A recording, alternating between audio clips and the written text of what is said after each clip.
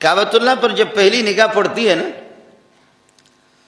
تو مولانا سید عمر صاحب تو کہیں کہ اللہ مجھے صحت اور تندرستی دے. مولوی منظور کی نگاہ پڑے تو مولوی منظور یہ کہہ دے کہ پروردگار مجھے اتنا پیسے دے دے، پراپرٹی جائیداد دے دے. اور کسی کوئی کیا مانگتا ہے، کوئی کیا مانگتا ہے، کوئی کیا مانگتا ہے، لیکن جیسے آپ کی نگاہ پڑ گئی ایک دعا کرو گے وہ دعا قبول ہو جائے گی. صحت تندرستی دے دیں گے، قرضے میرے اتار دو انشاءاللہ اتار دیں گے، اولاد دے دو تو اولاد دے دیں گے. امام ابو حنیفہ رحمۃ اللہ علیہ سے کسی نے پوچھا کہ حضرت کعبۃ اللہ پر حج جاتے ہوئے سب سے پہلے بیت اللہ پر نگاہ پڑے تو آدمی کیا دعا کرے؟ دماغ تو دیکھو.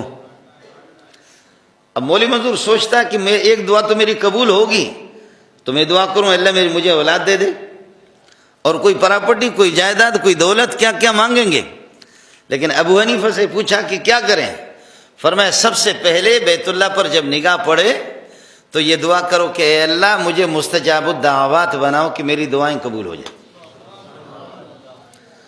اس بندے کے دماغ کو تو دیکھو کتنا چالاک ہے. جیسے بیت اللہ پہ نگاہ پڑ جائے، جیسے بیت اللہ پہ نگاہ پڑ جائے تو فوراً کہہ دو کہ پروردگار کچھ بھی نہیں مانگتا، ایک چیز مانگتا ہوں. کیا مانگتے ہو جی؟ مجھے مستجاب الدعوات بناؤ، مستجاب الدعوات بناؤ کہ میری ہر دعا قبول ہو جائے. فرمایا جب یہ چالاکی گر تو میں نے آپ کو سکھایا، جب اللہ نے آپ کی ایک بات مان لی تو ساری باتیں مان لی. جب آپ کو مستجاب الدعوات بنا لیا اس کے بعد آپ کہہ دینا، اس کے بعد یہ ہے کہ کہہ دو اللہ مجھے بیٹا دے تو ضرور دے گا، اس لیے کہ اس نے مستجاب الدعوات بنایا.